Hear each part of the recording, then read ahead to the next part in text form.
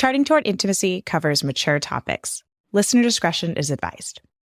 We've all been told that sex is holy, sex is sacred, but somewhere deep down, it still feels dirty, especially when it's actually good and pleasurable. This episode is going to break that lie wide open. We're talking about why pleasure in sex is not just okay, it's a part of God's design. But we're also sharing how we're not perfect and we still get trapped in this lie. Welcome to Charting Toward Intimacy, the podcast for Catholic women that helps you improve your sex life, strengthen your marriage, and embrace God's design for love. My name is Ellen Holloway, and joining me today is my amazing semi-regular co-host, Kathleen Chovanes. All right. Now, this was something I struggled with so much. Like, just so much. I still struggle with it. Well, sometimes. yeah, I mean, I think, like, I get the thoughts creeping in of, is it okay to, like, be enjoying sex? Is this pleasure holy? Is this pleasure incompatible with sex? You know, like, is this pleasure incompatible with, like, God's design for sex, I guess, is a better way of saying that. Mm-hmm. And yeah, this used to be, like, debilitating for me. And now it's like, it's just occasional, I guess. I think that's where I'm at. Yeah. Yeah. Well, I think, you know, whenever we're dealing with this question, like there's a healing that needs to take place, right? And so we really need to kind of go to what's the root here? Like, where is this coming from, right? And I know for me, it was like, it was purity culture, right? For most of us, it's probably purity culture. And, like, I don't know. I feel like we talk a lot about purity culture just in, like, a totally negative light. But the reality is that the intention was good. Right? Like, the intention of what we were taught was, like, this is serious. This is a big deal. Like, this needs to be treated with care and respect and love. And, you know, and there's a right time and a wrong time. The message was good, but the words that were used to sort of deliver the message were off. And so it really planted this seed in our heads, in our minds, that, like, okay, well, sex is just bad. It's just, we don't do it. And then if we are experiencing this pleasure, it's base and it's not good. Right? That I think base is, like, the best word, you know, like, it's base, it's carnal, therefore it's not holy. Which is, like, oh my gosh, that's such an interesting sentence that you just said. Like, it's carnal, therefore it's not holy. That is such a lie of the devil. Like, that right there is such a lie, because we are body, soul beings. Like, as human, we are a body, soul union. Therefore, what is carnal is holy. Like, and holy means set apart. God set humans apart. We are individual in the fact that we are a body soul union. We sit in between the animals and the angels on this, like, maybe you could just, like, call it a scale, right? Of, like, soul, 100% soul is, I'm thinking of like one of those scales. 100% soul is angels, right? Angels don't have a body. They are pure spirit. So they have an intellect, right? And, like, you know, we know, like, half the angels fell. They made a choice. They could decide. They have an intellect, right? And a will, right? They had a will to decide. They have a will to decide, exactly. Yeah. Animals are pure instinct. They are pure body. They don't have an intellect. They don't have a, like, intelligent will. They have a will, but it's not an intelligent will. Right. Humans are set apart in that we are the only ones who have this, like, connection of body and intellect, soul. And so, like, and this is something from Theology of the Body, like, the biologic informs the theologic. Like, our bodies can tell us about God and about our relationship with God. And so therefore, what is carnal is holy. But the devil has like, he's been so tricky with words that he's just like switched that. And for some reason, many good, devout Catholics and Christians are like, ooh, if it's bodily, it's bad. It's not holy. Like, I need to be, I need to be more spiritual, and like trying to like slough off the body. And that is a heresy. That is a heresy called dualism, where we're trying to separate the body and the soul.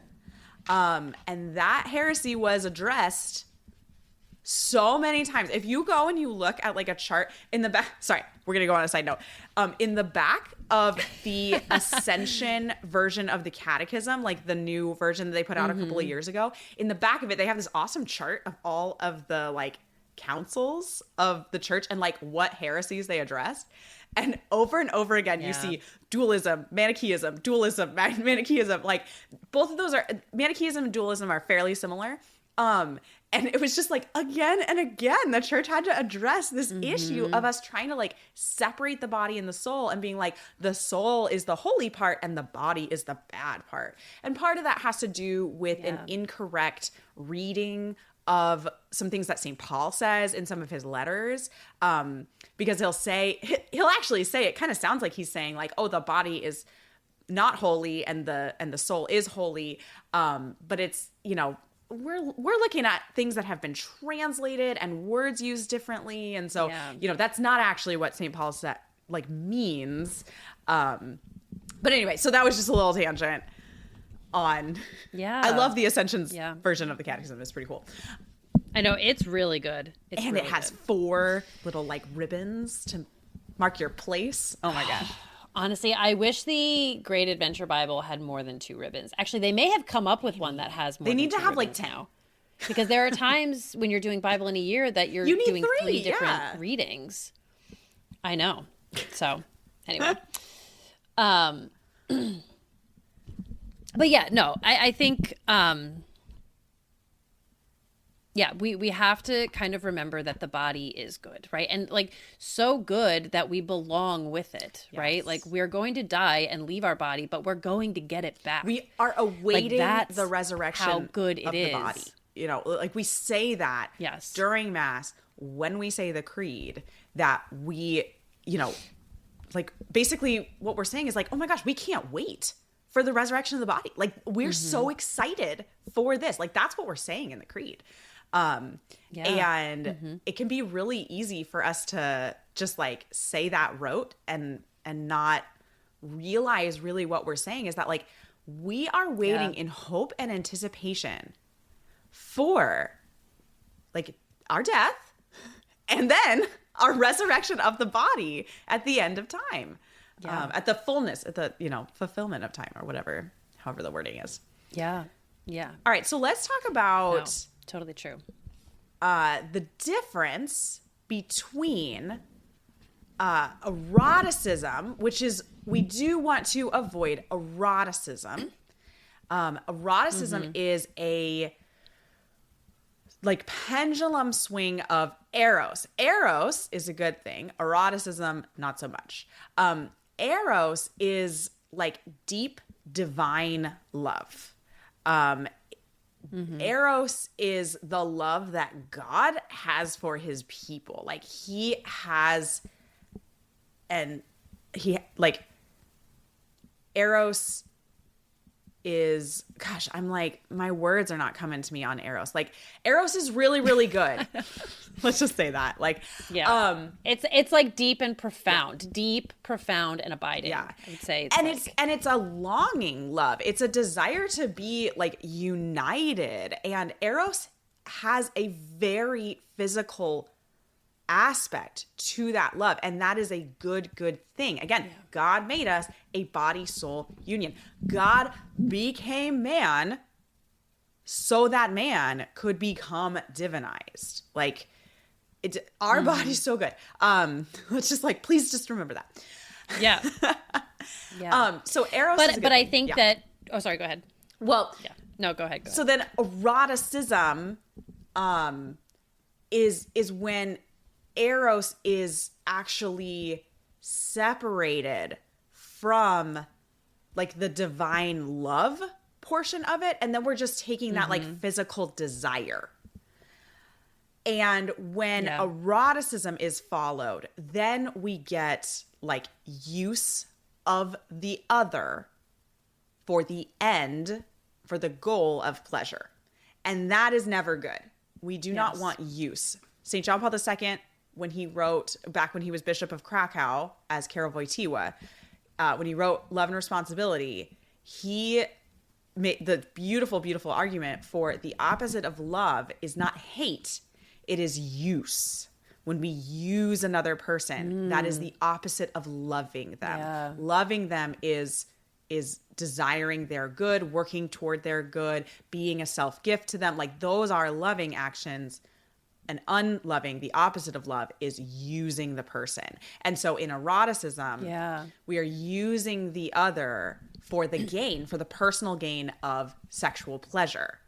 And that's what we see with like sex outside of marriage and like just how our society views sex, as it's like, oh, it's not a big deal. It doesn't have a big meaning. Like that's eroticism gone very, very wrong.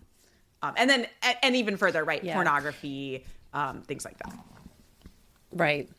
Well, and I think too that like just in our culture, right? Like we are learning more about sex from an erotic standpoint than from a standpoint of, we'll say it, holy sex, right? Like, so we're going to use Dr. Gregory Popcak's book, Holy Sex, in this episode to kind of like break down a little bit of like the difference between what he would coin holy sex and eroticism, right? But you know, unless you are growing up with parents who are super intentional about instilling this like view of good, holy sexuality into their children, right? You're probably learning about sexuality from the culture, which is an erotic standpoint, right? And so I mean, there are so many good, like striving Catholic holy people who still struggle with porn, right? Like it's a reality. And we don't want to admit it because they are such good people, right? But sometimes that can really infiltrate their, like their mind, even when they are married and in this good relationship. And sometimes you can feel, I think, like eroticism is taking over what you know should be holy. And you don't really know why, and you don't really know how, right? And I think that that's a really good conversation to have with your spouse if you find yourself in that position, right? Is just like, hey, this is how I want sex to feel, but this is how I'm experiencing it.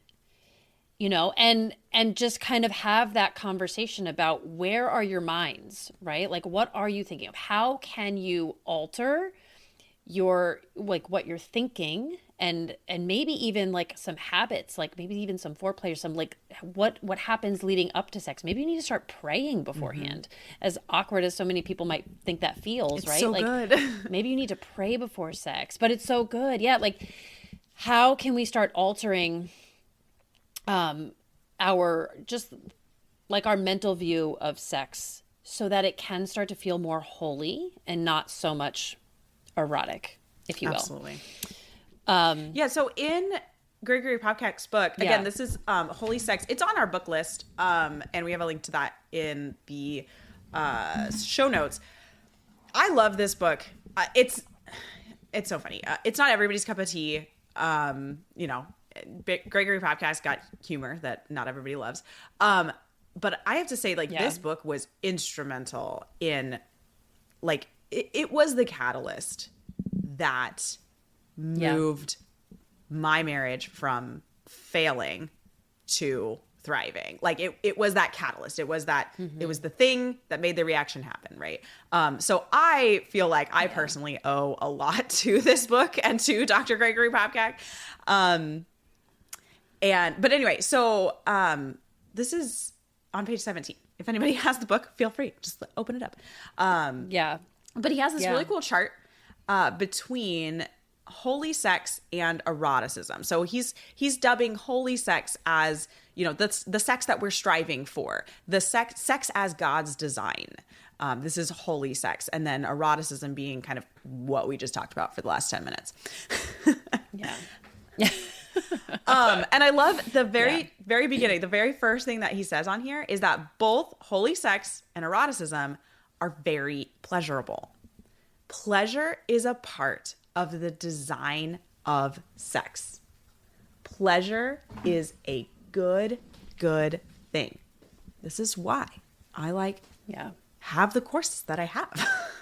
Like, I am that's true. I am all about sexual pleasure. And actually, Catechism 2362, the acts in marriage by which the intimate and chaste union of the spouses takes place are noble and honorable. The truly human performance of these acts fosters the self-giving they signify and enriches the spouses in joy and gratitude. Sexuality is a source of joy and pleasure. Okay, the Catechism. Yay! The Catechism says, yeah, pleasure is good. Okay. Yeah. So then again, this is just, he has like these two columns. He has holy sex and eroticism. So in holy sex is driven by intimacy and arousal. Again, arousal is a good thing. Mm-hmm.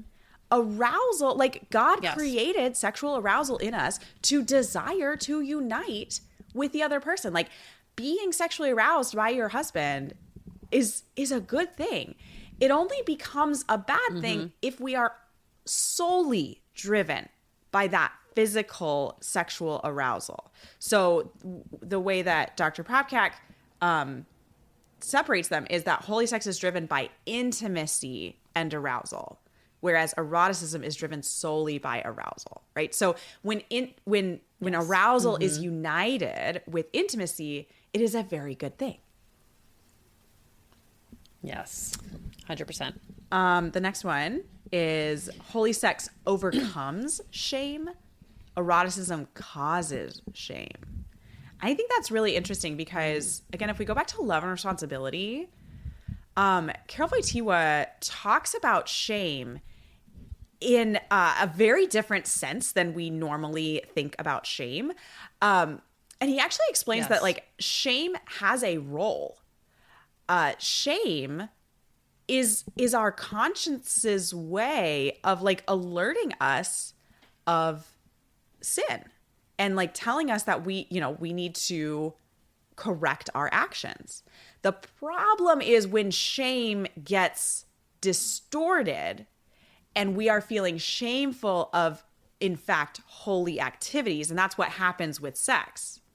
So holy sex, this sex as God designed it, overcomes that incorrect shame.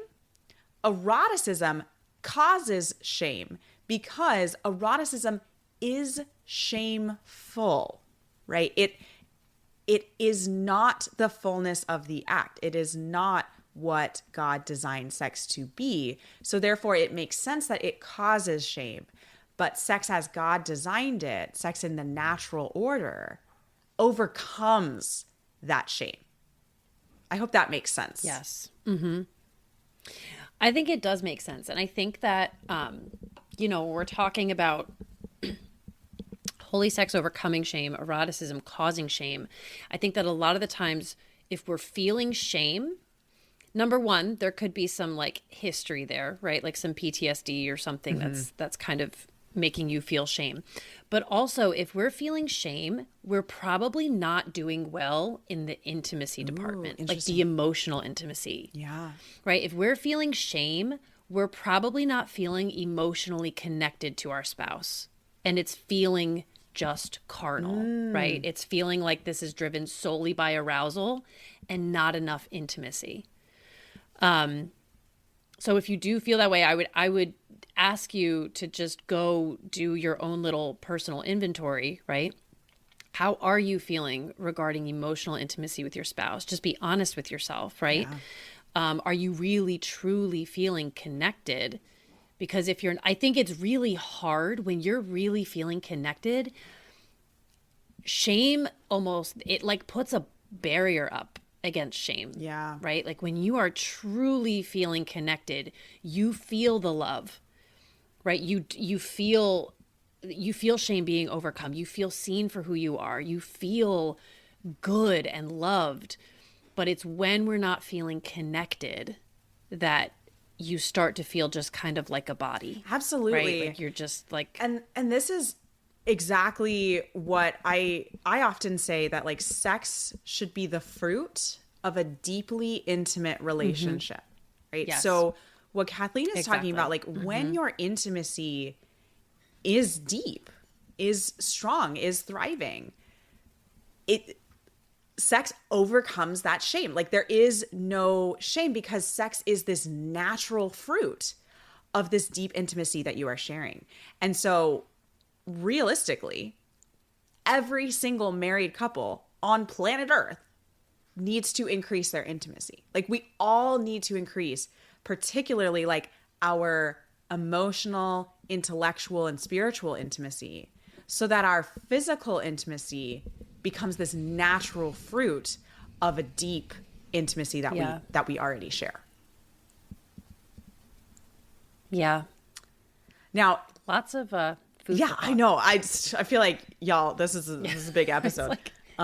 This whole list here is really just a good litmus test for all It really of us, is. right? Like take stock of our sexual relationship, right? Like again, if you don't have the book, if you do have the book, it's on page 17, but just really to look through all of these things and just think on your sexual relationship, and just kind of say, oh, are we practicing holy sex or are we practicing eroticism? It's really good. But anyway, the next one, is holy sex welcomes children and eroticism fears children. And I think this is really good. And I don't think in this episode we need to like dive into this too terribly much because we've discussed this on other episodes. But the sex is unitive and procreative. Pope Paul VI told us that in Humana Vitae. Like these are two inseparable meanings of the act. And, when we are really embracing sex as God designed it, then sex is very open. It's that openness to life, and children are welcomed instead of really this like fear of fertility, fear of children, and trying to like disconnect the two. Yeah. Yeah. Yeah, no. And I think we can have like a, sort of like I don't really want another child right now. Like it would be too much right now. Like you can, but you're still always welcoming to the idea, right? Like you can have your own like goal in place in terms of children, be like, oh my gosh, if I got pregnant right now, like I would be so, and that's fine. Like you can feel that way. That's reasonable because you feel the weight of the responsibility of a new soul. Right. And I think that's but that's ultimately, the key, is entering into sex, recognizing like, yeah, this is a unitive and procreative act. Children come of this act. Like, and not just trying to be like, oh, well, we can have this act without the children. Like having that recognition that this is the act that creates life. All right. So the next one is holy sex shares the whole self. Eroticism withholds the self. I love this because sex is a full gift of self. This is what married couples are like affirming when they have the questions before consent at the marriage, ceremony at mass, is like this gift of self. Whereas eroticism is withholding the self in many ways. Like the part of the self that's being withheld is the fertility side of things. And the intimacy. Like eroticism does not share intimacy. So it's really just like I just want to use you for pleasure. And there's no gift of self there. Yeah. Yeah. Agreed. And then this last one on here, holy sex is more joyful and vital with time. I love this one. And eroticism is more stagnant and boring with time. And I have really found this myself. And I think a lot of married couples that like a lot of my students who have taken courses, like they will come back to me and like, oh my gosh, like I'm learning, like we're growing so much, like sex is becoming more exciting and like more joyful each time, especially as we're like learning about pleasure and learning how to do these things and like growing in intimacy. I see this so much. Whereas eroticism, when it's simply used for pleasure, it becomes, and this is what Dr. Popcak says in the book, he has this little parentheses, like a drug. It becomes like a drug, where with a drug, like you start taking, 500 milligrams.